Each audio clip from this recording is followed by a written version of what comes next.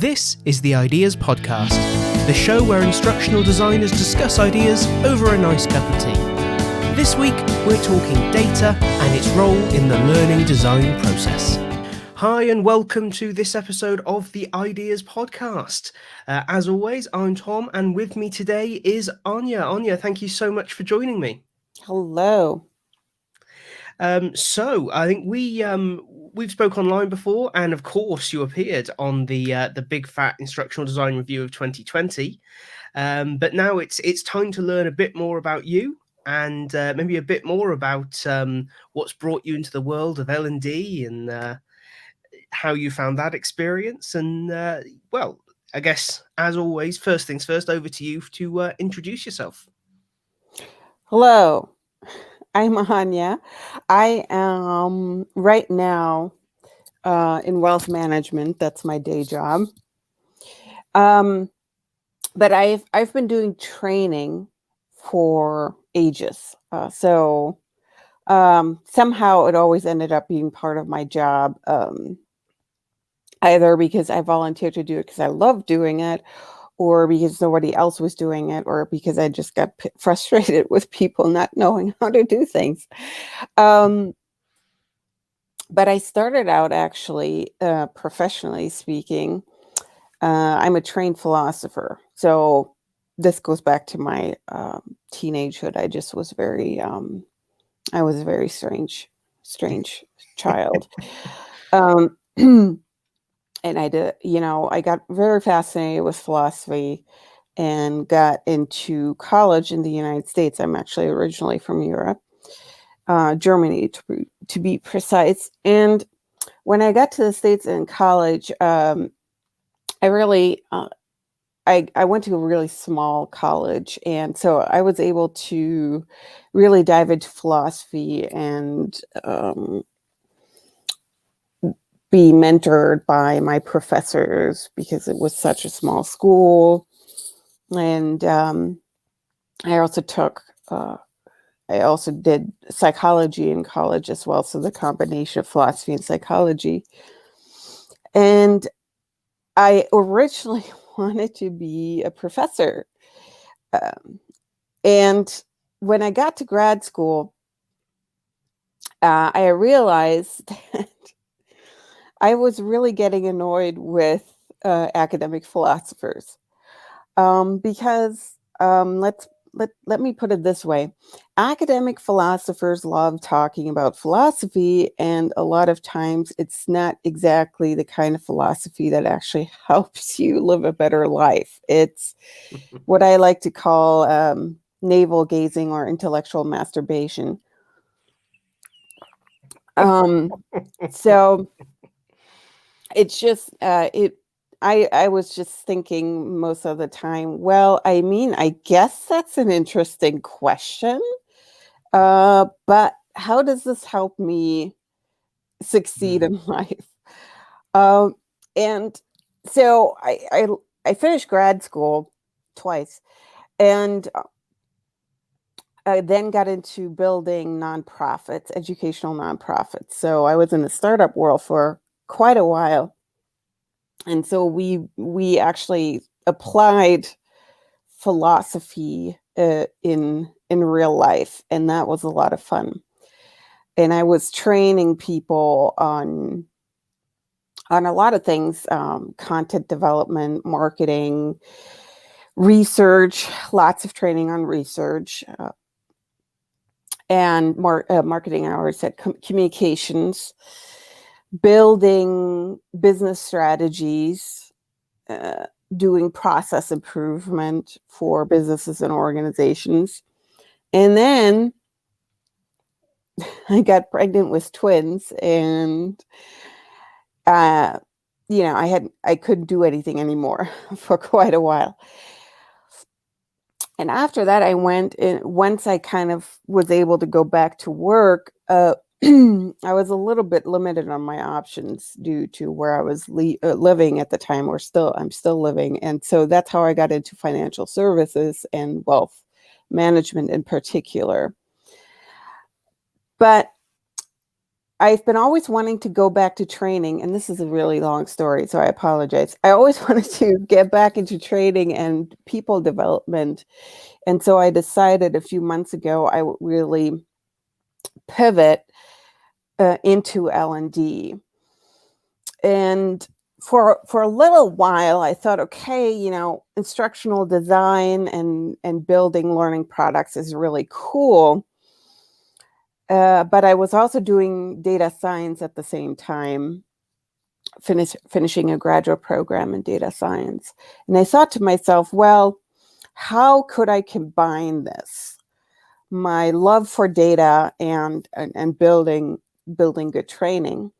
And it occurred to me after talking to several luminaries in the field that apparently the L&D field has a bit of a problem when it comes to data, particularly figuring out how and if the training they're developing actually impacts business metrics, business outcomes.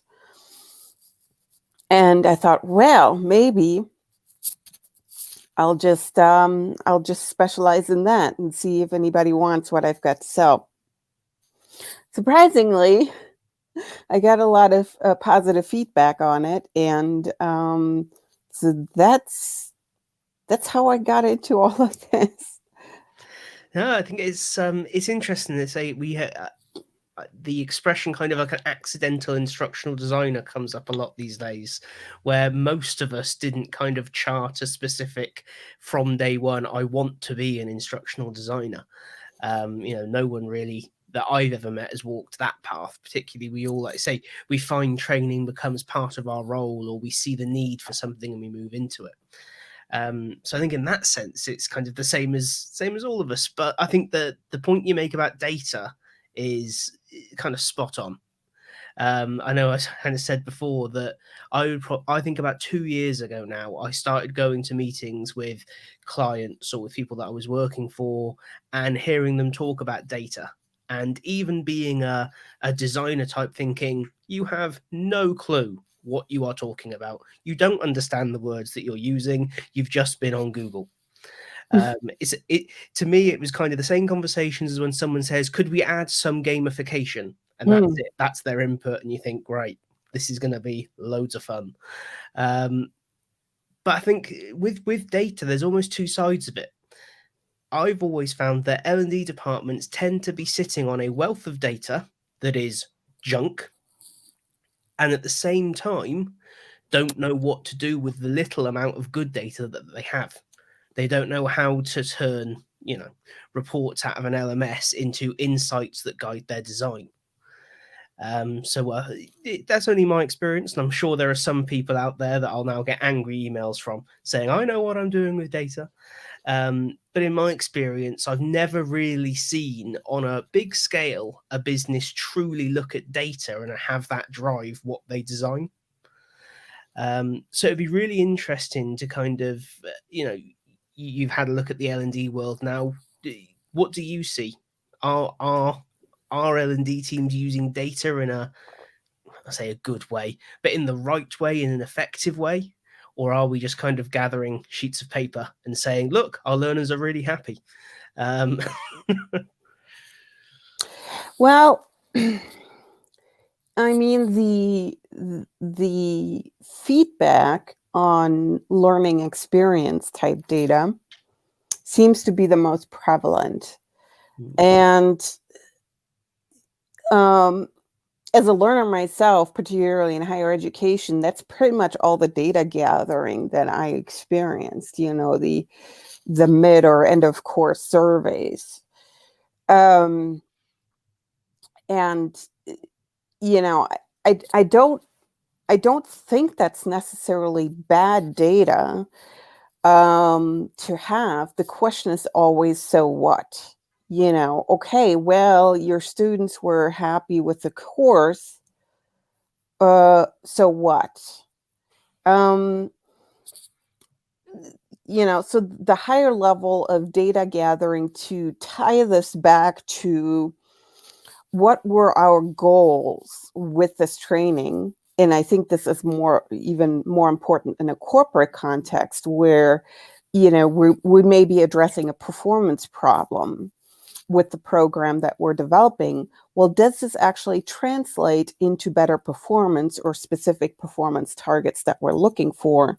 And then again, tying those performance goals back to business goals. Maybe our people are selling more, but does it necessarily translate to a better bottom line? So, and the thing is that it is definitely difficult to isolate the impact of training. And in some respects, we are estimating, right? I mean, there isn't necessarily a way to go around that. Even if we're doing a pre-test and a post-test, we are taking into account that there are perhaps other factors that could influence why someone in the post-test then scores better on the knowledge that they were being, or knowledge or skills that they were being assessed on.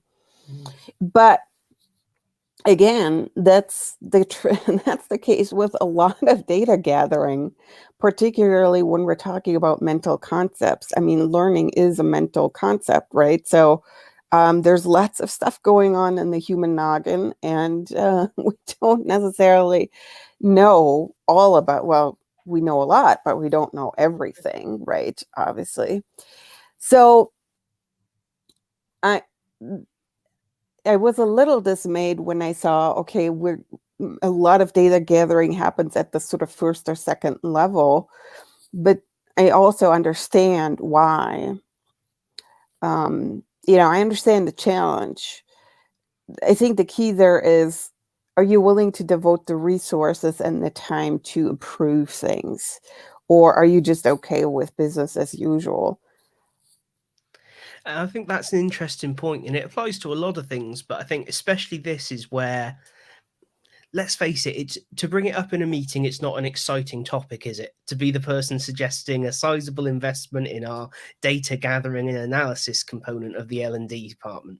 It's not an exciting new tool. It's not a new exciting animation approach for delivering content. I think maybe it doesn't have the same appeal that grabs people and says this is an exciting project to be involved with. But actually, when we look at the number of, let's say, less effective, shall we say, L&D approaches out there, all the, the bad content, the stuff that makes the industry look bad, the stuff that instructional designers love to moan about and say, oh, that's a perfect example of what e-learning shouldn't be. So much of that, I think, could be avoided if there was a better understanding of what is impactful. Not just from my learner said they enjoyed it, or my learner told me it was impactful, but if there was hard data to say this led to a solid percentage increase in sales, or an uptick in customer satisfaction, or those kind of clear traces, would give us a much firmer basis of understanding what good training looks like. So although maybe it's not quite as exciting, I think there's certainly an argument to say it's just as important, if not more important, than a lot of the investments that businesses and freelancers are actually making. So I guess it would be quite interesting from your perspective to see, if people wanted to do that, how do they start that journey? How do they start looking at maybe, first of all, the data they've already got and deciding whether or not it's any good, whether or not they're asking the right questions? How do you decide on that in the first place? Everything starts with a good question. So that's the starting point. And I am actually working on some kind of decent framework to start exactly that kind of journey. So I kind of have an allergy to complex models. So I simplifying, though, is actually not very easy a lot of times. So it's taking me some time to put things together. But in a nutshell, I think it starts with having a good asking a good question. And I also think that doing a data audit might be really helpful. And so you look at, for instance, in the L&D department, what kind of data are we collecting? So what's coming out of your LMS? What's possible in terms of data with your LMS? You may not be using all of it, or you may be using the least useful part of it in terms of data. And what are you collecting in terms of surveys, and what you're doing during the training? What type of assessments are you doing? Are you collecting data that's perhaps, or are you pulling in data that's perhaps sitting in other departments, HR, for instance?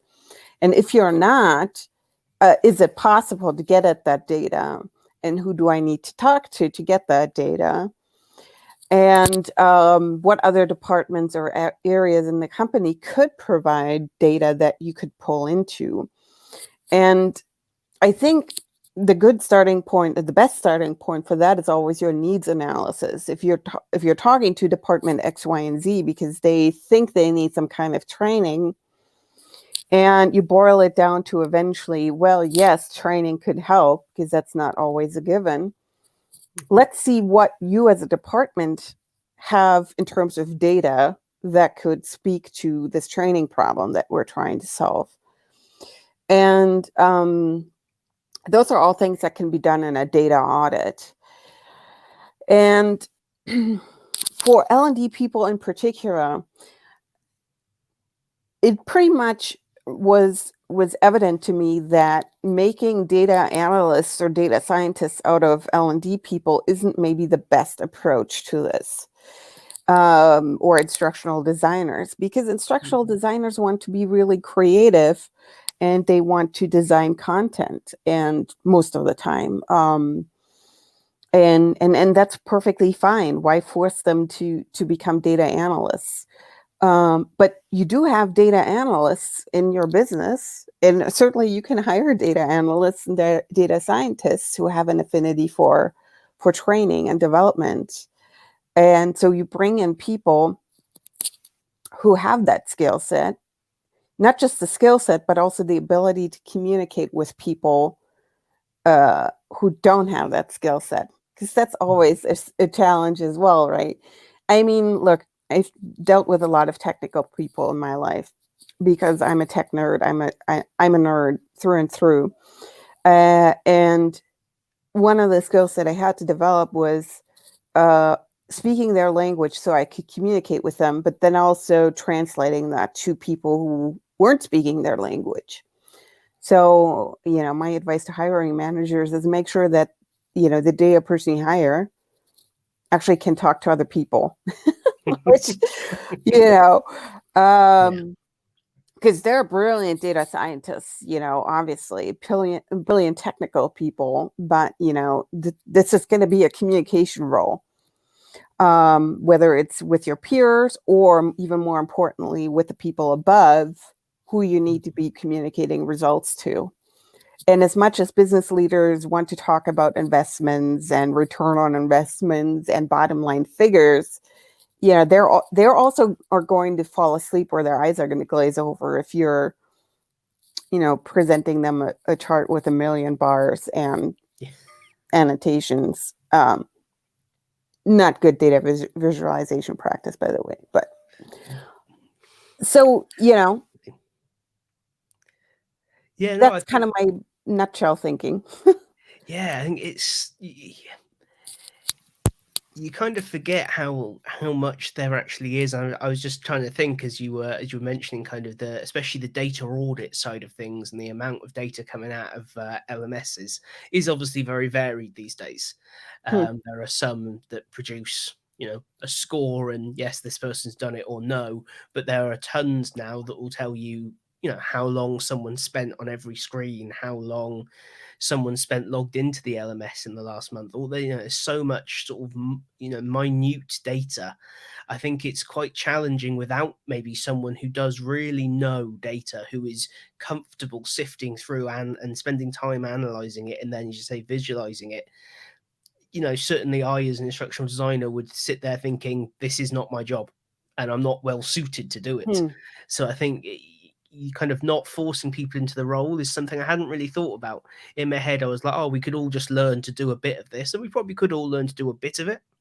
But I think you're exactly right. It is the kind of thing that to get real value out of, you want someone who that is their, their jam kind of thing. When they see a spreadsheet of data, they don't sort of groan and crawl under their desk and cry for half an hour. Mm-hmm. We want someone who wants to dive in. So I guess the flip side of that is, having maybe audited data that you've got, considered what you want. What role do you think data has when we get round to designing content? If I was going to take on something new, what role does data, or what considerations do I need to make regarding data? Yeah. Let me just say something about LMS real quick, since that kind of popped into my head while you were talking. Yeah, definitely. I kind of always go back to this so what question. Okay, so you have a person spend 5 minutes on this screen. So what? So we, with a lot of this data, we kind of have to ask, okay, what does that actually mean? Just because the person, went through the entire course does not mean that they learned anything. Just because a person went through the entire whatever scenario or exercise that you put in there, it doesn't mean that they're going to be able to do their job better in the end. So that, and this will address your question about designing training, because we have to figure out what things do we need to ensure that people actually learn. And, to some extent, obviously that's within our control, and to some extent it is not. But there is a heap of learning science out there that, looks at what works for people, generally speaking, and what doesn't.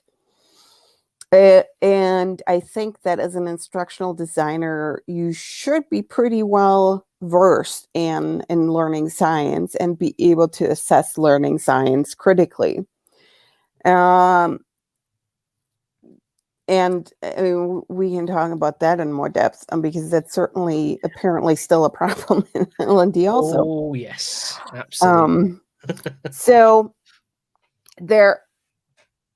one thing, as I'm talking, is I think designing an overall data strategy for L&D as your department, and then having a specific data strategy for each project that you're working on. And again, it doesn't need to be, whether it's going to span the whole gamut for each project really will depend on the project, of course. For instance, for compliance, most of the time, really what you need only, particularly if you need to report this to regulators, is whether people finish their compliance course. Unfortunately, that's kind of the way it is, right? Let's face it, job one is not to get the business suit. That's, as much as we dislike that as a metric, it is kind of important if we're going to still be there next year.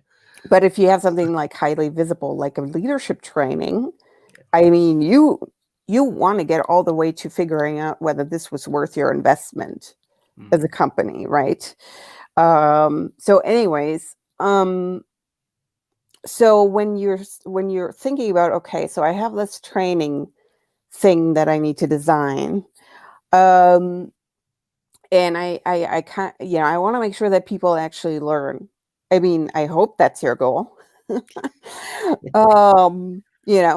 So what do I know from learning science? But also, what do I know about the employees in this company, in this organization? Hopefully you've got data from your previous trainings, similar trainings, or you can look at trainings that maybe your peers in the community have designed, and you can powwow with them. And so so that would be a starting point. And then a second thing to be okay with or to get comfortable with is experimenting. Design a small experiment in terms of, okay, I'm thinking I'm going to deliver this training in this way. And you do a little test with, I don't know, a few people who are actually the target of this training, and gather feedback based on that. I realize that's time consuming and that's not always possible. But again, that goes back to deciding how important is this and how important is it for me to get this right. So those are my initial thoughts. No, I think that's it's interesting, isn't it? It's so, because things like putting a group together and testing it is advice that we get from a learning design perspective. But what we maybe don't think about is that from a data perspective, is really thinking about almost dry running what you're going to get out of the back end of this. And from day one, kind of setting, I think the idea of having the data strategy is something that I'm trying to think if I've ever really seen something like that. I think occasionally I've had clients want an outline of what data is going to come out of the end of the SCORM file that we're making for them. And that will be about the extent of the forward planning in terms of data. And everything else that I've experienced has been a business saying, is there any way 6 months after launch we could find out Yes. Okay. And whilst you can certainly at the time from a L&D team, you sit there and go, oh, why didn't they ask this at the start? I guess the flip side of it is, did we create a data strategy at the start of this with the business to make sure these things were possible? Because there's a lot of stuff where 6 months later you realize you want a very specific bit of information, and unless you built it in, there's very little chance of you suddenly going, oh yes, we just happen to have collected that type of data. Yeah. So this actually, I think, it leads to the larger issue, to me anyways, how L&D is perceived in the organization. And so many moons ago, people started rethinking HR from a cost center to more of an investment center. And so HR has a bit of a leg up in that respect, because they've done, they've gotten to the realization, okay, they need better analytics. Yeah. And I think that's good. But then you can also look at, for instance, marketing and sales, or even your IT and web development. They do tests, pre-tests all the time. It's literally required. If you're thinking about UX or UI, before you throw up a website that's supposed to sell your products, you better be doing some testing, because that's really going to affect your bottom line if it's not a good user experience. And I think that kind of shift in thinking needs to happen in L&D. I think it is happening, but maybe speed it up a little bit, folks. That'd be nice, wouldn't it? I think I'd describe L&D as a bit of it's a bit of an oil tanker. Whenever it tries to reposition itself, it does nothing quickly, and at least half the group wants to go in a different direction. It's really not easy to reposition as an industry. Yeah, but then also you have to also look at it from the what's in it for me perspective, because if I'm an L&D leader, okay, and my boss or my boss's boss constantly thinks about, well, what's the L&D budget going to look like? How much are we going to have to spend on this? I am constantly in reactive mode. I constantly have to defend everything that I want to do and spend money on. That's not a good position to be in. Yeah. You want to be in the position where you can actively show what you're doing and what your programs are doing for the business. And So like marketing and sales, you want to be able to hand to your leaders the figures that show that, L&D is worth the investments that they make. And, so there is kind of, I think in a corporate context, this message is permeating a little better than, for instance, in higher education in K through 12, unfortunately, because there's a little bit of this, I don't know, faith in learning, or this idea that, well, learning is good because it's good. Circular thinking going on. Yeah, I also think that in the corporate world, which is where I've spent the vast majority of my kind of learning related career, there are a lot more resources available. It is easier to make changes when you can actually spend some money. Like, it's interesting, this year I've been speaking to a lot of teachers in the local area, and we've been trying to help them out a bit. And we've got kind of teachers going, they've told me to go digital, but I've got a budget of nothing. And that's in terms of time as much as it is with money. I think this most recent one after Christmas is a good example. The day after everyone went back to school, having been assured everyone would go back to school, it was then no one can go back to school. You're going to be distance learning from the next day. Yeah. And I feel like, as much as we sometimes bemoan short time scales in the corporate world, we don't deal with that. We don't deal with complete budgetary loss. We don't deal with very sudden and completely uncontrolled movement. Or at least when we do, we know the company's probably not going to be around for long when we start updating our CVs. But at this, I feel that's only one reason for that kind of speed difference. I think there's also, I don't know, I feel like there's more of a learning establishment in the academic learning world. There is a way things have always been done, and they will continue to be done that way until, the world falls into the sea and everything's over, pretty much. The establishments pride themselves on how long they have been there quite often. That's this college has stood here since, insert very long ago here. And there's that, more of an established learning culture there that is going to take longer to change. But I'd agree it is a shame, because I think they've got some fantastic people in terms of learning scientists, especially. Or a lot of them operate in the academic world. So you would think they'd be miles ahead on this kind of stuff. Yeah, the case for higher ed, to kind of renovate higher ed, I think is more palatable to many people than, K through 12 education. That's what we call it in the US. Yeah. I think there is definitely also, while there is the administrative machinery and the bureaucratic machinery, and a lot of things in higher ed are decided by committee, and we all know how well that works a lot of times, because I have been part of higher ed committees, and let me tell you, so the way the organization works also often plays a role there. And in some sense, there's also a little bit more flexibility, let me put it this way, to drag things out and to be inert. Where in a corporate world, a lot of times you just can't afford that.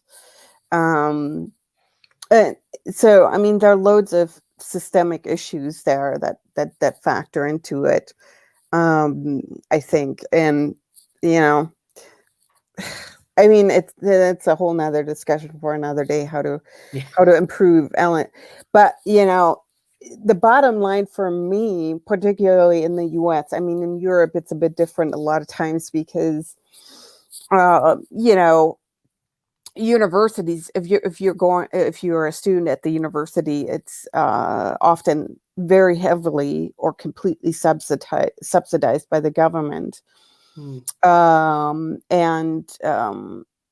So, in the US, if you're a student, you're looking at tens of thousands of dollars in tuition costs that you have to that you have to bear. And so the case is a little bit easier to make, to say, well, you're saying a college degree is going to get me further in life, prove it. Yeah. And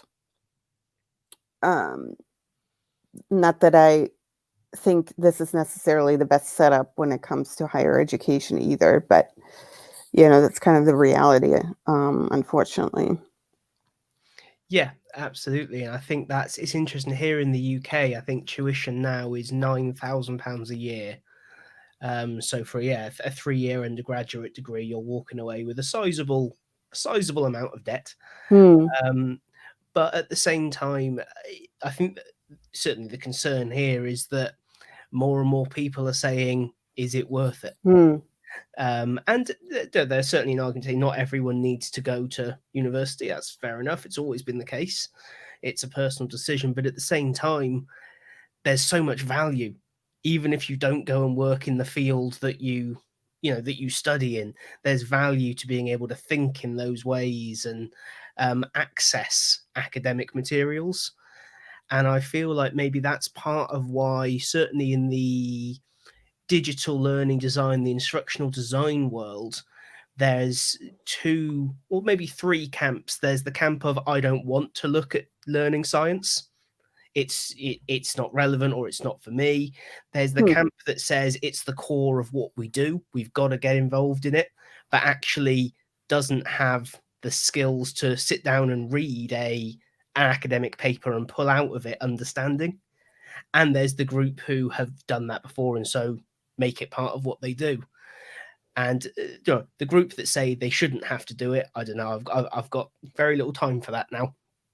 But I'm supposed to be really persuasive and say, come on board, it'll be great. But I can't understand how you can work in learning and not have an interest in learning science. It seems bizarre. It's like a mechanic not being interested in understanding how an engine works.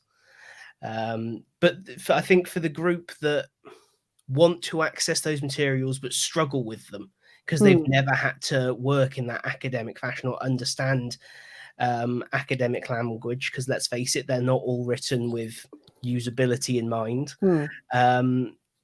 I feel like that's maybe where some of that sentiment comes from, because people are put off from going into the world of higher education. They're put off by the cost of it. They're put off by the feel that from a learning perspective, it is a bit, 1950s-esque at times. I mean, even 2 years ago, I did a distance higher ed course, and they were like, "We will post you your textbooks." You're like, "Wow, really? Will you?" Okay. Couldn't just send me an ebook. That would have been out of the question, would it? That was and not only that, but then that's more cost, because it was like, we're going to charge you for the shipping, we're going to charge you for the books. And it's like, could you not just email it to me? Those little things, but that it gives you a certain impression, right, of sitting there with a massive stack of books, and you think, isn't this exactly what we in L&D say companies shouldn't do to people? And so it puts them off. Yeah. So I think, so one thing I see as a positive development is the fact that, well, with the advent of the internet and also with the advent of online learning, some things in that department are definitely improving. And, for what it's worth, there are alternatives developing to, going into a college course to acquire this kind of skill set, in terms of, how do I evaluate learning science? How do I evaluate learning research? And as a matter of fact, I was just looking through some data literacy resources the other day, and there's some really fine online resources that teach the basic skill set of data literacy. And I think in research heavy disciplines and having been in psychology and political science and organizational theory, those are pretty social sciences, they're pretty research heavy disciplines.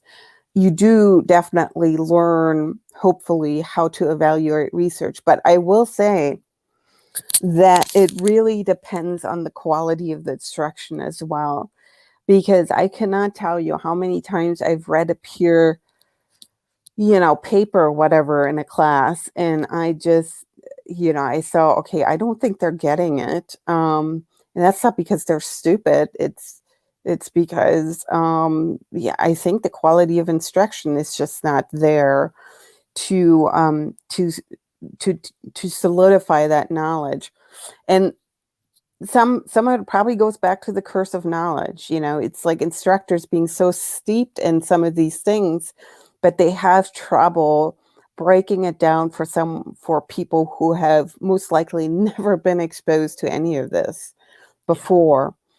And so, um, part of me right now, this is a side note, is thinking, crap, I need to put so much stuff out there because I just don't find anything that I think is helpful enough. And so I'm a little sometimes overwhelmed by what I could do in terms of content development. But of course, that's a good problem to have, I guess, as opposed to, just doing the same thing that everybody else is doing, and trying to gain some traction with that. But that's another story for another day.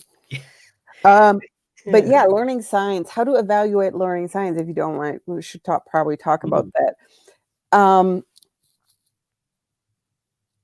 When I did my TLDC talk, I talked a lot about this concept of friendly skepticism. And I think that is something that really should be our base attitude when we look at research. Because even good research studies, that is, when the researchers are going at the study they're doing with the right perspective, um, don't necessarily, um, the conclusions that can be drawn from those studies aren't necessarily, um, what's the word, um, actionable enough. Mm. Let's put it that way, as actionable as we would like them to be. And that's the nature of science in and of itself, because the process of science is, okay, I have a hypothesis, and I'm going to test this hypothesis. And my mindset as a good researcher is, most likely I'm going to not find any evidence for this hypothesis, or I'm going to find disconfirming evidence for this hypothesis. And so, it takes a lot. The threshold to finding supporting evidence or finding confirmatory evidence should be pretty darn high, Mm. to mitigate our inevitable confirmation bias. And so that's the first thing we have to do when we read research. I mean, did these people make a reasonable effort to collect data to the contrary, or factor in finding evidence to the contrary, or explain the findings that they had through alternatives? Well, it could be that our intervention did this, but what are alternative explanations that could be equally likely? And a good researcher always addresses those things in their eventual talk or publication. And if we don't find that, we need to be more critical of the research that we're looking at. So, I mean, that type of critical thinking is a habit that needs to be trained over and over and over again. It doesn't happen automatically, and it's kind of like, really a lot of skills. You need to continuously practice them, so you don't rust, And I think that approach of thinking is how you end up getting more of a set of actionable ideas from reading these papers. Because I think you're right. One of the biggest pushbacks I get, because I speak to quite a few people about this fairly regularly, and their big thing is that, oh yeah, I've read 3 or 4 papers, but none of them tell me what to go and do. And it's like, well, no, that's not what they're trying to do. They're trying to present to you their findings of one particular instance of something they've looked into. It's actually up to you to read, broadly, and then build up your, well, to go back to your question from earlier, your so what, to gather that information and then make a, almost start your own experiment, make your own hypothesis of will this work, and then create something and see what happens. And then be willing to accept that it might go horribly wrong and you need to adjust and learn from that. Yeah. I think there's almost a kind of misunderstanding, I think, among the ID community that learning science is there to tell us that if you tick these 5 boxes, it will work all the time, every time, with everyone. And if it doesn't do that, then it's not useful. When in actual fact, of course, what it should be doing is kind of maybe informing and underpinning our general direction, and then the specifics we kind of need to figure out ourselves through some experimentation and learning from what we find. I could be way off base there. This is no, actually that's very on base, because this is the other thing that people often don't realize or don't think about, and that's the problem of innovation. And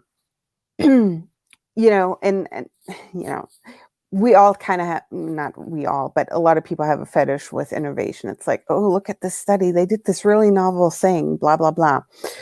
The thing about that in science is innovation means very little evidence. So the things that have a lot of research behind them have been studied for a long time. And the more they've been studied, the more evidence has been gathered for or against, the certain propositions that we're talking about. And when we're looking at something that's never been tried, or there have only been like a handful of studies or even less, we want to be particularly careful with that. Good science is replicable. Good science is reproducible. That is, other people have done what you've done and they've come to the same results or similar results. And, the nature of a study is usually it's one approach, one way of measuring it, one group of people, et cetera, and you can't generalize from that.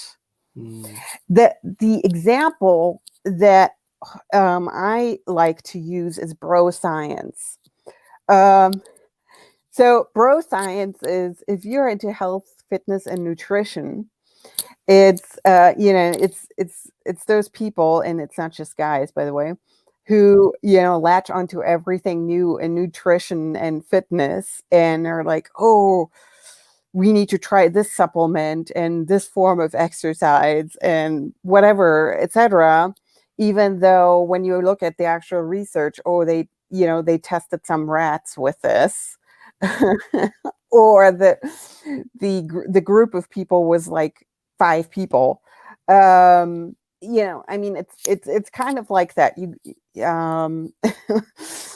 I don't know how much bro science there is in learning science, but anyways, there's plenty of that. Oh, you only have to look at the number of people who are creating research, big air quotes, to support the likes of learning styles and the role of certain psychometric assessments in the approach to learning design. And you kind of think, oh, there's that fundamental, well, that they suffer from a fundamental flaw of wanting to prove a point rather than wanting to find the truth, which is a different, more underlying maybe issue with their research.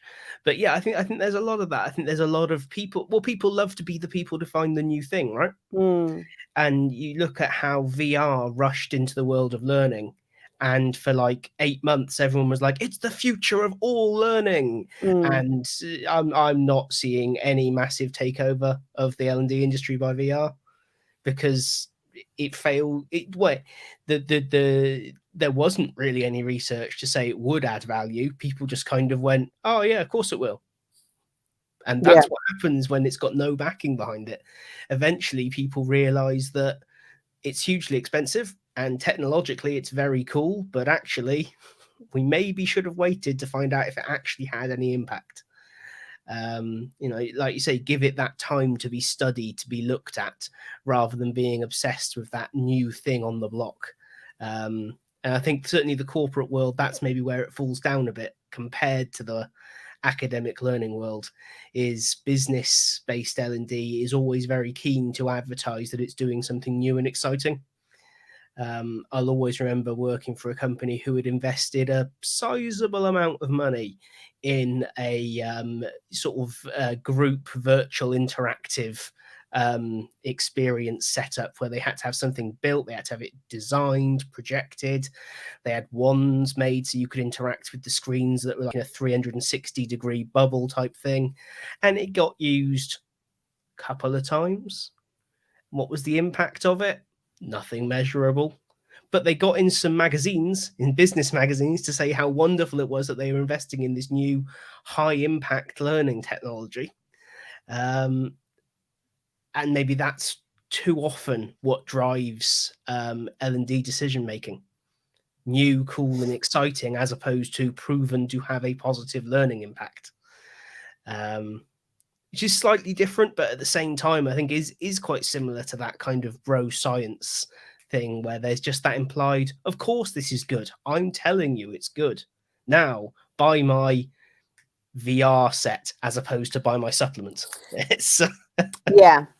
And unfortunately, I think some of it is some of it may also just stem from the fact that you haven't got the fundamentals down, and you kind of want to distract from that fact by saying, "Oh, well, we are using really innovative learning techniques." So, with VR, perhaps thankfully, the cost of it is just still very high for a lot of companies to really invest into that. But similarly, when it comes to data, there is artificial intelligence, or AI, that's being touted in the analytics world for all the great things that it can do. And, I see these alarm bells going off in people's heads of, is this going to replace me as an instructional designer and all of that good stuff? And I just, let's stay calm. Let's stay calm, people. The machines will not rise today. The machines will not rise quite yet. Yeah. And it's useful to remember that behind any technology are human beings, okay? That and human beings are fundamentally fallible. And so your technology is only as good as the thinking and the execution that went behind that. And with AI, this is particularly noticeable because, coding and developing high-level algorithms is extremely complex and challenging often. And there are a lot of assumptions that go into that. And you really need to test the validity of those assumptions. And then even then, let's take, for instance, sentiment analysis of that could be used, for instance, for mining evaluation data that you've got from your trainees. Again, the so what question comes up. Okay, well, we did the sentiment analysis using some kind of text analysis tool, technology, or whatever, and we found, overall positive sentiment or whatever. Well, so what? Okay. So yeah, it's just um, it's just a tool. The question is, what are you going to do with it? How is this going to affect your actual eventual goal out of this entire exercise? And let's not over engineer things, sometimes, let's just stick with Occam's razor and keeping things simple, because maybe that will actually give us much clearer and less convoluted and less biased picture of what's going on. But in part, that's also kind of this issue that you just raised about seeking truth versus seeking confirmation, or, well, frankly, looking good in front of other people.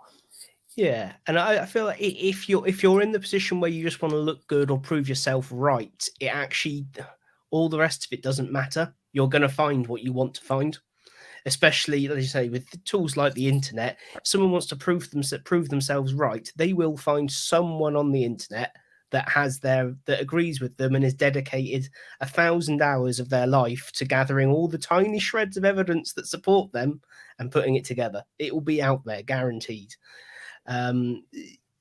So I think if someone's already adopted that, they're too far gone. We must leave them to go off on their spin. Yeah. Hopefully, eventually they come back, because eventually, the flip side of that is you will eventually run into someone that calls you on it. Yeah. Someone who does go and read what you're referencing. Yeah. And I think, to me, that's the massive value of basing what we as an industry do on data, on learning science, is the ability for someone else to go back and look at what led us to make the decisions we made. Not so much from a "it's not my fault when it goes wrong" point of view, but as almost like a black box. So when things go right or when things go wrong, you can trace back what guided us down that path. What data was it? What analysis was it? What research was it? And it's there then for everyone involved to go back and look at. Right. Whereas the "I'm right, just trust me" approach relies pretty heavily on that person being right. And generally, the person saying "just trust me, don't worry about it" is not right. Let's be honest. But yeah, I mean, I think there's so much to explore in that world of data and learning, and just the way we consider ourselves as professionals. I think for a long time, L&D got away with being professionals, but not really having many professional expectations of ourselves. We were allowed to just crack on, just design what we wanted to. No one really called us on it. I remember being like that. And then businesses started saying, well, could you demonstrate your value? And L&D departments started crying a little bit, because they couldn't, because they'd never looked at data. They'd never based what they were doing on science. And I think now that's starting to change, which is really positive.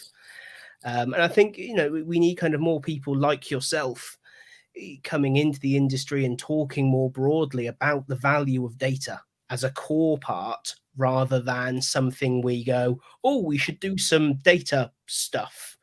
Speak to BI, they'll work it out. That's usually about as far as those conversations go. So I think to have people like yourself talking about it as a core part of the L&D world, rather than an external force we need to connect with, is going to be hugely positive especially over the next decade, when clearly, let's face it, digital learning is now here to stay.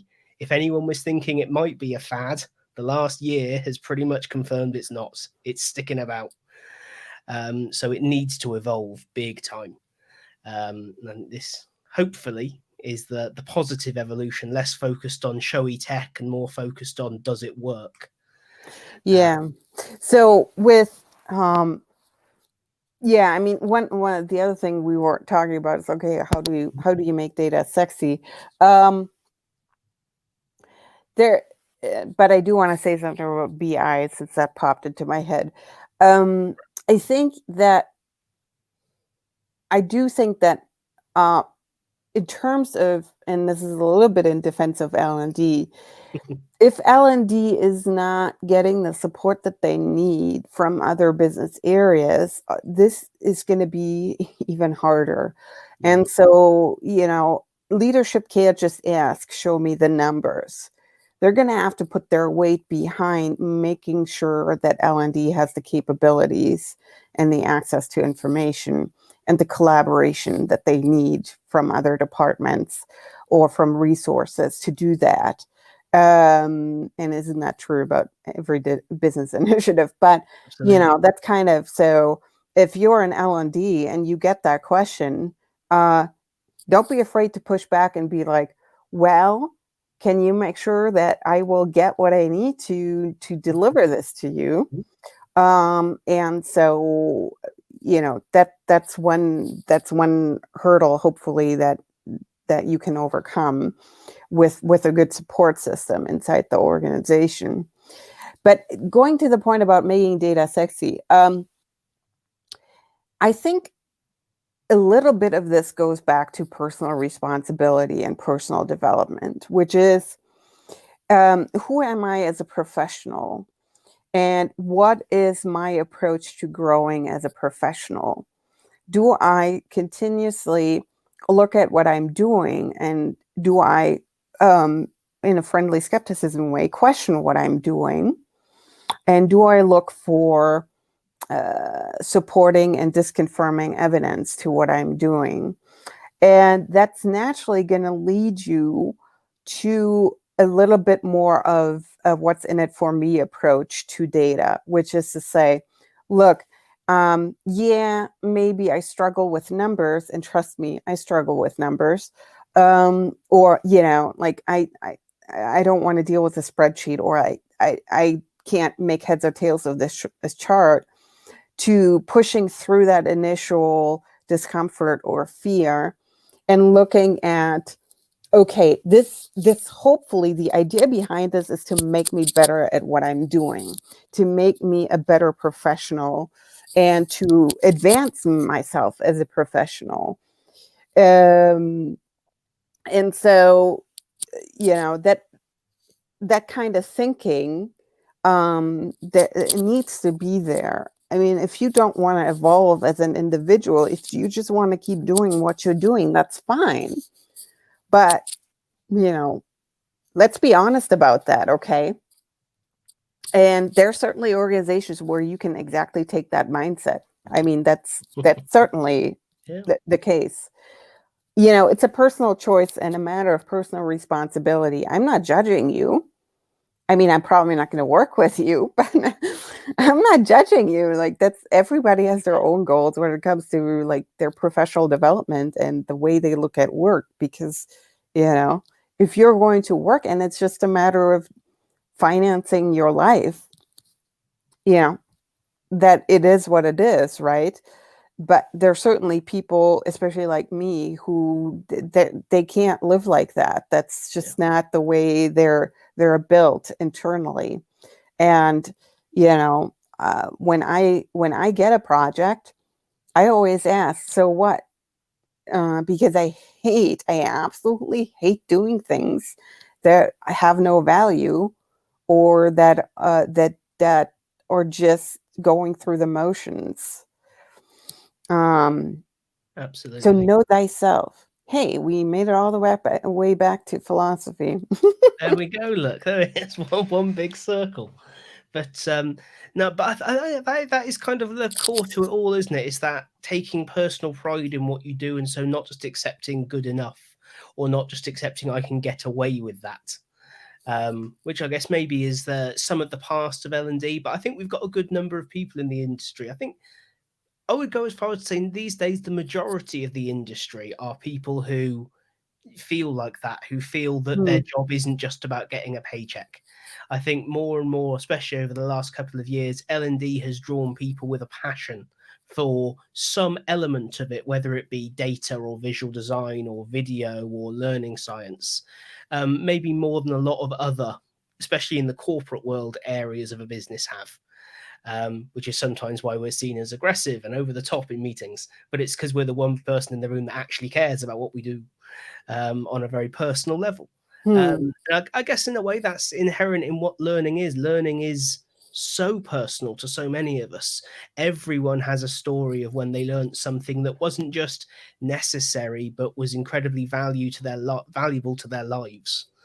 You know, whether it was, you know, your memory of learning to drive with your dad, if people drive. I've never been able to figure it out, but or, you know, whatever, everyone's got those learning memories that mean a lot to them, or the teachers that changed their trajectory in life, or, you know, a trainer that believed in them when they didn't think they could get work in a new job, or whatever it might be.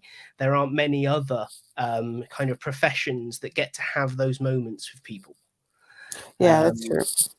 so I guess, And I agree. I mean, the people I have met in this community are exactly like that, and it's probably, to me, anyways, one of the special features of this community is that people are really focused on helping others succeed, you know, through training, through whatever mentorship, other kind of support. And I think that, you know, that's great. I mean, if anything, if there's any reason to be part of this community, that's certainly it. And you know, I've been part of other communities, so I have some reference of comparison there. Um, I want to go back to this corporate thing though, because I cannot stress enough the fact that your organization needs to have a supportive culture for L&D and for learning to take place. Because in many organizations, it's sort of looked as somewhat of a necessity that you need to do training on certain things, and so on and so forth. But it's really not embraced as a value add. And, you know, there are many reasons for that. But, you know, if that's not there, it's going to be very hard to not just advance in terms of your level of training design, in terms of utility or usefulness and making impact, but the key, the motivation behind improving your training is going to be impacted quite a bit as well. I mean, I'm sure, you know, a lot of people have had this experience of, I'm doing something and nobody cares. Like, there is nothing. I mean, look, I developed this crazy and by crazy I mean crazy good, you know, report on training data in my current role. And because the report that existed before that, well, it wasn't really a report. It was literally someone sending out a bunch of tables in a PDF. sounds very familiar. Yeah. Uh, So I revamped that whole thing, and, you know, I was like, okay, I'm gonna, and, you know, I got very fancy in my Excel. Not, but, you know, I'm in my Excel and, you know, visualization design and all that, and I was so proud of that dang thing. And I sent it out to everybody who needed to receive it, and it was like crickets. And I am, you know, told by the leadership, keep sending this out. This is great, blah, blah, blah. And but nobody besides you know, like 2 or 3 people in the leadership is doing anything with it, or is even giving me any kind of feedback or whatnot. So I'm sitting there and thinking, I mean, I spent whatever much time I spent on this, and I'm not seeing any impact of this. So as an instructional designer, if you're in that boat, man, I am so sorry. And I would say, if this is a systemic or organizational issue, get your ass out of that job and go somewhere where you're appreciated, because that's not good for your mental health either. Definitely. Yeah, no, I think I've seen a lot of that this last year. I think people seem to have refocused and a lot of people seem to have decided I've got a lot of value that I'm bringing here, and if it's not valued, I'll see you later. Yeah. Which I think is really positive, both from their individual perspective and what it does to the industry. It gives the industry, it gives us a bit of a backbone. It says you can't just ignore and treat poorly this type of employee, because they will, they've got skills and they'll take them elsewhere, and somewhere else will treat them well. And I know certainly I've found corporate environments that treat their instructional designers very, very well because they see the value they bring. And I've also seen the flip side of that, where the business has no idea what they've got until it walks out the door. And they go, oh, whoops, how do we get some of those people again? You're like, you can't. And do you know why? Because we all talk. Yep. We're a community. And it's not a community, as you were saying, like many others I found since I moved into L&D. It's the only business community I've really found where people are just like, yeah, here's the secrets of my work. Have them for free. Yep. Everyone's not trying to sell each other stuff all the time. It's lovely. Other people do, a great job of putting out courses, and they, of course, charge for them and these kinds of things. But it's very rare that if you approach someone in the industry and say, hey, you built this thing, how did you do it? That they go, no, I won't tell you. Or they try and sell it to you as a template or something. It just doesn't happen. You just go, yeah, sure, this is how we do it. Or this is how I approach the job, or whatever it might be, which is lovely. But yeah, I mean, we've covered a lot of ground. It's a huge conversation, but it's been really interesting. It's a very different insight from a very different background again. But I always find it interesting when I speak to people on the show that come from different, geographical locations, different academic backgrounds, different work backgrounds. Yet we all seem to find very common things within the world of learning, which in some ways is quite nice. In some ways, the fact that we all share the same concerns is sometimes a little worrying, but at least we all know we're not just mad. But I'd really like to say, kind of, what are your kind of final thoughts, messages out to the L&D world, as it were, or, really just what you'd like to see L&D do in terms of data or approach to what we do, and how can people get hold of you as well? Yeah. So in the words of the great Martha Stewart, evidence and data is here to stay, and it's a good thing. So get comfortable, and expand your horizons in this. And even just reach out to people who are passionate and knowledgeable about this, and have conversations about it, and how you can get better as an individual, but also how you can integrate that in an effective way into your projects, into your department, etc. So I'm mostly on LinkedIn. I am trying to really minimize my social media presence as much as possible and focus on the most effective tools, just because it's just overwhelming otherwise. It's not exactly the most positive headspace to be, social media at the minute. Yeah, I mean, LinkedIn is still really good, I think. So it doesn't have the same kind of toxicity that you find on Twitter or Facebook. So, right now it's my home of choice. And you can connect with me.